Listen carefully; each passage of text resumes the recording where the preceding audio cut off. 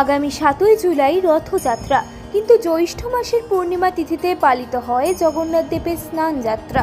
জগন্নাথের ভক্তদের কাছে এটি একটি বিশেষ মাহাত্ম্য রয়েছে। শিলিগুড়ি বিধান মার্কেট স্থিত শ্রী শ্রী রাধা গোবিন্দ মন্দির প্রাঙ্গণে পূর্ণ স্নানযাত্রা উপলক্ষে স্নানযাত্রা পালিত হলো। শিলিগুড়ি বিধান মার্কেট ব্যবসা সমিতির যে রাধা গোবিন্দ মন্দির আছে বিধান মার্কেটে, আমি চাই আমাদের সমস্ত শিলিগুড়ি নগরবাসী আমাদের এই যে স্নানযাত্রা হচ্ছে আজকে এবং 7ই জুলাই আমাদের রথযাত্রা, বিকাল 4টায় আমাদের রথ টানা হবে। আমি সমস্ত শিলিগুড়ি নগরবাসীকে জানাই নিমন্ত্রণ যে আপনারা অতি অবশ্যই আমাদের মার্কেটে এসে রথ টেনে এবং আমাদের প্রসাদ বিতরণও হবে ওদিন জগন্নাথ দেবের, সে প্রসাদ বিতরণেও আপনারা সামিল হন এবং সুস্থ থাকুন, ভালো থাকুন।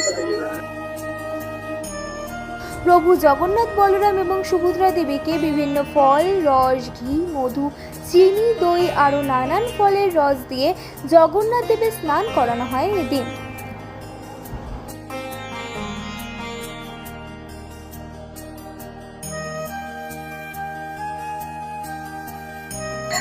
আজকে মহাপ্রভু জগন্নাথের স্নানযাত্রা। তো এর আগে অক্ষয় তৃতীয়ায় চন্দনযাত্রা হয়, তারপর স্নানযাত্রা। তো স্নানযাত্রায় মহা অভিষেকের পর জগন্নাথ দেব রত্নবেদিতে গণপতি রূপ ধারণ করেন। গণপতি মানে হাতি রূপ। তারপর হবে রথযাত্রা। রথযাত্রা হচ্ছে জুলাইয়ের 7 তারিখ, বাংলা আষাঢ়ের 22 তারিখ, সেটা হচ্ছে রথযাত্রা। আর রথযাত্রায় মহাপ্রভু জগন্নাথ তার মাসির বাড়ি গুন্ডিচা দেবীর প্রাঙ্গণ, মানে সেটা হচ্ছে সুন্দরাচল। ভগবান এখন দ্বারকায় আছেন, দ্বারকা লীলায়।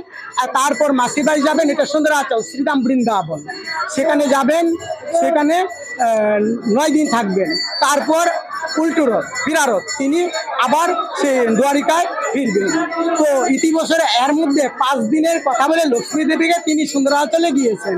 তো 5 দিন দেরি অবতীর্ণ হওয়াতে, চলে যাওয়াতে লক্ষ্মী দেবী এসে জগন্নাথের সঙ্গে সেই ঝগড়া বাঁধিয়ে তারপর আবার 9 দিনের দিন আবার সেই দ্বারকা লীলায় সেই চলে যায়।